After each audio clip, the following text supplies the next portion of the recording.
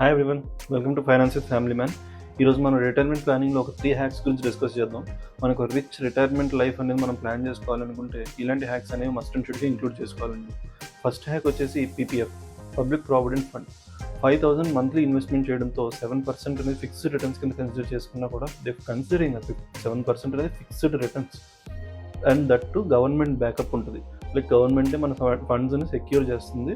మనకి ఎటువంటి డౌట్ లేదు మన ఇన్వెస్ట్మెంట్స్లో.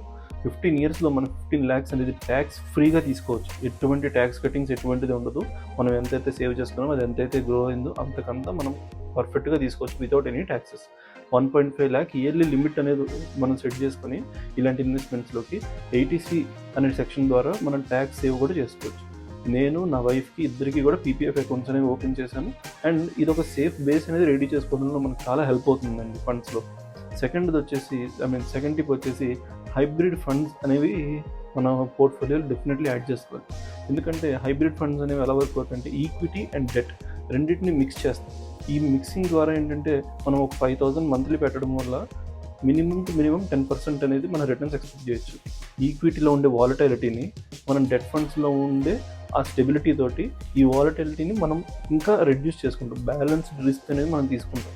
మరి హై వాలటైల్గా కాకుండా ఇది ఎంత వాలటైల్గా ఉన్నా డెట్స్ అనేవి మనకి ఈక్వల్గా ఒక కన్సిస్టెంట్ రిటర్న్ ఇస్తాయి. కాబట్టి ఈ వాలటిలిటీ అనేది చాలా వరకు రెడ్యూస్ అయ్యి మనకు ఒక బ్యాలెన్స్డ్ రిస్క్ అనేది ఇస్తుంది. సో మనం ఇదే 5,000 ఇన్వెస్ట్మెంట్ అనేది హైబ్రిడ్ ఫండ్స్లో షిఫ్ట్ చేసుకున్నట్టయితే 10 yearsలో మనం 15 lakhs పాసిబుల్ అవుతుందండి. బట్ మనం ఇందాక కన్సిడర్ చేసుకున్న ఫస్ట్ హ్యాక్లో సేమ్ 5,000 తోటి మనం 15 yearsలో 15 lakhs, ఇక్కడ 10 yearsలోనే 15 lakhs. సో ఆ డిఫరెన్స్ అనేది అబ్జర్వ్ చేశారు. బట్ ఇక్కడ ఏంటంటే మనం ఆ 15 lakhs పీపీఎఫ్లో వచ్చేది tax free, completely tax free. ఇక్కడ మనం ట్యాక్స్ పే చేసుకోవాలి ఈ ఏదైతే మ్యూచువల్ ఫండ్స్ ద్వారా వస్తుందో. సో అది కన్సిడర్ చేసుకోండి. డెఫినెట్లీ ఒక బ్యాలెన్స్డ్ రిస్క్ అనేది ప్లాన్ చేసుకోండి. ఓకే, నేనైతే హైబ్రిడ్ ఫండ్లో ఇనీషియల్గా ఒక 3,000తో స్టార్ట్ చేశానండి. దాన్ని మెల్లమెల్లగా ఇంక్రీజ్ చేసుకున్నాను. ఎందుకంటే నాకు దాని మీద ఒక ట్రస్ట్ వచ్చింది. ఎందుకంటే ఒక బ్యాలెన్స్డ్ రిస్క్ అనేది ఇస్తుంది, నాకు అవుట్కమ్ కూడా నాకు ఫ్రూట్ఫుల్గా ఉంది. కాబట్టి నేను దాంట్లో మళ్ళీ ఇంక్రీజ్ చేసుకున్నాను ఇన్వెస్ట్మెంట్స్ని. సో మీరు కూడా ట్రై చేయండి. Definitely you'll increase the investments. Third hack వచ్చేసి increase your savings every year. ఇప్పుడు మనకి ఇయర్లీ ఎంతో కొంత మన శాలరీ పెరుగుతుంది. అలా అని చెప్పి మన ఖర్చులు పెరగాల్సిందే మ్యాండేటరీగా అనేం లేదు కదా. సో ఖర్చులు అనేవి మ్యాండేటరీగా పెంచకండి.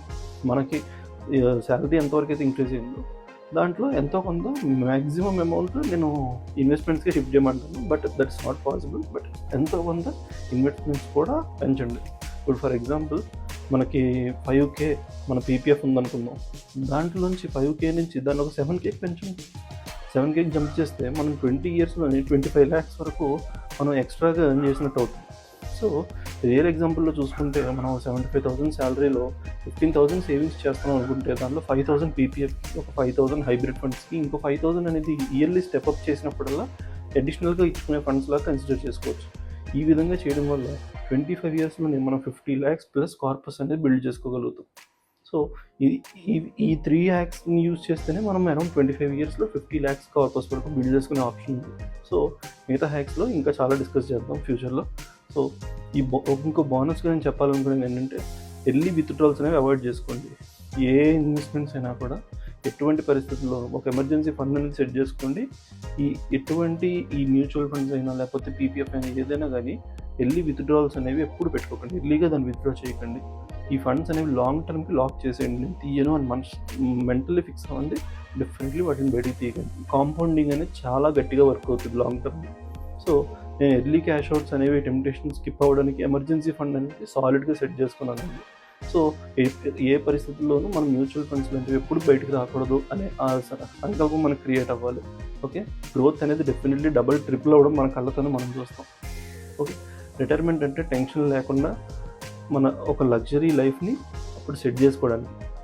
ఓకే, ఈ హ్యాక్స్ అనేవి మనం వెల్త్ బిల్డ్ చేయడంలో చాలా వరకు హెల్ప్ చేస్తాయండి. ఈ వీక్ అనేది కంప్లీట్ చేసాం సక్సెస్ఫుల్గా.